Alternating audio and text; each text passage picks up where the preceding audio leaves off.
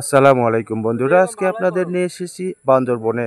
যদিও এখানে বান্দর নেই, তবে বান্দর না থাকলেও এখানে কিন্তু কলা খাওয়ার লোকের অভাব নেই।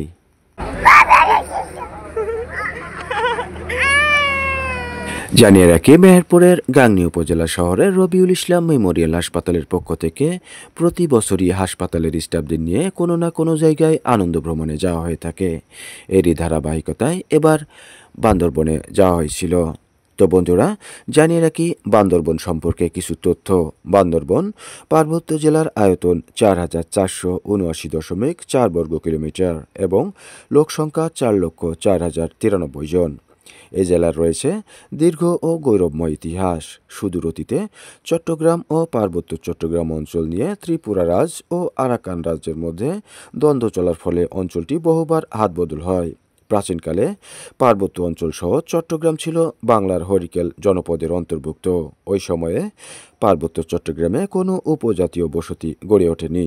৫৯০ খ্রিস্টাব্দে পার্বত্য ত্রিপুরা রাজবংশের প্রতিষ্ঠাতা জুজারুপা বীর রাজা আরাকান রাজাকে পরাজিত করে তার দুই ভাই উদয়গিরি কিলাই এবং মংলাইকে পার্বত্য চট্টগ্রামে প্রেরণ করেন এবং তারা মাতামুহুরী নদীর দক্ষিণে পাহাড়ে বসবাস করতে থাকে। ৯৫৩ খ্রিস্টাব্দে আরাকান রাজ সুলা সান্দ্র চট্টগ্রাম ও পার্বত্য চট্টগ্রাম আবার দখল করে নেন। ১২৪০ খ্রিস্টাব্দে ত্রিপুরা রাজা পুনরায় এটিকে উদ্ধার করেন। পরে সুলতানি আমলে চট্টগ্রাম ও পার্বত্য চট্টগ্রামের অংশ বিশেষ ক্রমান্বয়ে সুলতান ফখরুদ্দিন মুবারক শাহ, সুলতান জালালউদ্দিন মুহাম্মদ শাহ, সুলতান ইলিয়াস শাহ, সুলতান আলাউদ্দিন হোসেন শাহ এর শাসনাধীন ছিল। ১৫৭১ সাল থেকে এ অঞ্চল আরাকান রাজা মং ফালাউন ওরফে সিকান্দার শাহের অধীনে ছিল। ১৬৬৬ সালে সম্রাট আওরঙ্গজেবের আমলে পার্বত্য চট্টগ্রাম মোগল অধিকারে আসে। ১৭৬০ সালের ১৫ই অক্টোবর বাংলার নবাব মীর কাসিম পার্বত্য চট্টগ্রাম সহ পুরো চট্টগ্রামের দায়িত্ব ইস্ট ইন্ডিয়া কোম্পানির হাতে তুলে দেন এবং ১৭৮৫ সালে পার্বত্য চট্টগ্রাম ইংরেজদের পূর্ণ কর্তৃত্ব প্রতিষ্ঠিত হয়। ব্রিটিশ শাসনামলে ১৮৬০ সালে rain of frontier tribes act অনুসারে চট্টগ্রাম জেলা থেকে পার্বত্য অঞ্চলটিকে উত্তরে ভারতের ত্রিপুরা রাজ্য থেকে দক্ষিণে মায়ানমারের আরাকান রাজ্য পর্যন্ত পৃথক করে পার্বত্য চট্টগ্রাম নামে একটি নতুন পৃথক জেলা সৃষ্টির মাধ্যমে হিল সুপারিনটেনডেন্ট পদবিতে একজন শাসনকর্তা নিয়োগ করা হয়।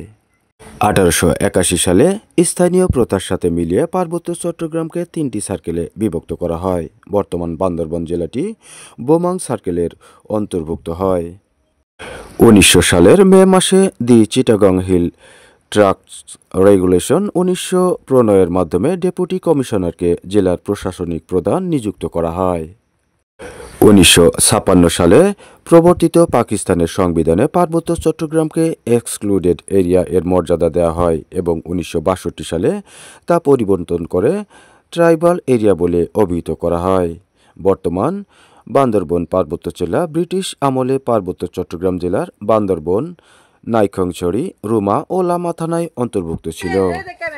১৯৪৮ সালে বান্দরবন এবং ১৯৭১ সালে লামা থানা পর্যায়ক্রমে মহকুমায় উন্নীত হয়। ১৯৭১ সালের ১৮ এপ্রিল বান্দরবন মহকুমা ও লামা মহকুমার সমন্বয়ে বান্দরবন পার্বত্য জেলা গঠিত হয়।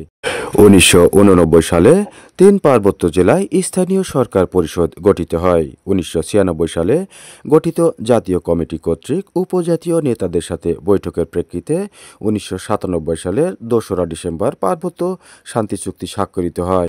এ জেলায় বসবাসরত নৃতাত্ত্বিক জনগোষ্ঠী রয়েছে আলাদা আলাদা ভাষা ও সংস্কৃতি। এদের অনেক রীতিনীতি, কৃষ্টি, সামাজিক জীবনাচার ও গৌরবময় সাংস্কৃতিক ঐতিহ্য বাংলাদেশের সংস্কৃতি ও ঐতিহ্যকে মহান্বিত ও বৈচিত্র্যময় করেছে। তবে এক সময়ের দুর্গম পাহাড়ি বনাঞ্চল বেষ্টিত বিপদসংকুল বান্দরবন আজ কোলাহলপূর্ণ বিকাশমান পর্যটন শহর। দেশের সর্বোচ্চ পর্বতশৃঙ্গ তাজিং, কেওক্রাডাং, মনোমুগ্ধকর চিম্বুক পাহাড়, বিস্ময়কর প্রাকৃতিক জলাধার বগা লেক, প্রান্তিক লেক, পাহাড়ি ঝর্ণাদালা শৈলপ্রপাত ও রিজু পর্যটন কমপ্লেক্স, মেঘলা, নীলাচল, নীলগিরি এবং মেরিঞ্জার অপরূপ নৈসর্গিক শোভা, বয়ে চলা পাহাড়ি আঁকাবাঁকা নদী সাঙ্গু, মাতামুহুরী, রেজু, তারাসা এবং উপজাতীয় জীবনধারার রহস্যময় হাতছানি ও উপজাতি সম্প্রীতির বৈচিত্র্য পিয়াসী দেশ বিদেশের ভ্রমণবিলাসী পর্যটকদের যুগ যুগ ধরে আকর্ষণ করে চলেছে। প্রাকৃতিক সৌন্দর্য ও নৃতাত্ত্বিক বৈচিত্র্যের কারণে এ জেলায় ক্রমবিকাশমান পর্যটন শিল্পের রয়েছে অপার সম্ভাবনা। পাশাপাশি জেলার প্রাকৃতিক সম্পদ তথা পাহাড়ে পরিকল্পিত বনায়ন, ফলের চাষ, চা বাগান, ঝিরিতে বাদ দিয়ে মাছ চাষের মাধ্যমে দেশের অর্থনৈতিক উন্নয়নে অবদান রাখতে সক্ষম, যেটি ইতিমধ্যেই আমরা লক্ষ্য করেছি। তো যেমনটি বলছিলাম বন্ধুরা, প্রতিবারের ন্যায় এবারও হয়ে গেল মেহেরপুরের গাংনী উপজেলা শহরের স্বনামধন্য প্রতিষ্ঠান গাংনী রবিউল ইসলাম মেমোরিয়াল হাসপাতালের ডাক্তার সহ স্টাফদের নিয়ে আনন্দ ভ্রমণ। এবারের স্থান নির্ধারণ করা হয়েছিল বান্দরবন, যেটি আপনাদের আগেই বলেছি। সোমবার 18 নভেম্বর সন্ধ্যার দিকে বান্দরবন ভ্রমণ শেষ করে গাংনীর উদ্দেশ্যে রওনা দিয়ে মঙ্গলবার দুপুরের দিকে গাংনী এসে পৌঁছায় 48 সদস্যের ভ্রমণ পিপাসু দলটি। এর পূর্বে গত রোববার রবিউল ইসলাম মেমোরিয়াল হাসপাতাল থেকে দুপুরের দিকে বান্দরবনের উদ্দেশ্যে রওনা দেন, যেটি সোমবার ভোরের দিকে বান্দরবন পৌঁছে যথারীতি সকালের নাস্তা শেষ করে বান্দরবনের নীলগিরি, চিম্বুক পাহাড়, শৈলপ্রপাত, স্বর্ণ মন্দির, নীলাচল ও মেঘলা সহ বিভিন্ন গুরুত্বপূর্ণ স্থান ভ্রমণ করে 48 সদস্যের একটি বিরাট দল নিজ জেলা ছেড়ে সকলে বান্দরবনে পৌঁছে এক মিলন মেলায় পরিণত হয়।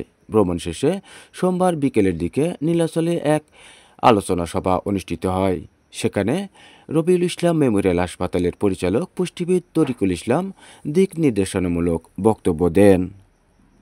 এ সময় তরিকুল ইসলামের সহধর্মণী রাসনা শারমিন রাখি, ভাই রাকিবুল ইসলাম রবিন, ম্যানেজার রুবেল হোসেন, টেকনোলজিস্ট রনি ইসলাম, রিসিপশনিস্ট রোকসানা আক্তার লিপি, আলপাড়া গ্রামের হুমায়ুন মেডিকেল হলের স্বত্বাধিকার হুমায়ুন কবির সুজন, সাংবাদিক মাজিদ আল মামুন, হাসপাতালের নার্স সুমি, মিঠুন, পারুল ও জিনারুল সহ হাসপাতালের অন্যান্য কর্মকর্তা কর্মচারীগণ উপস্থিত ছিলেন।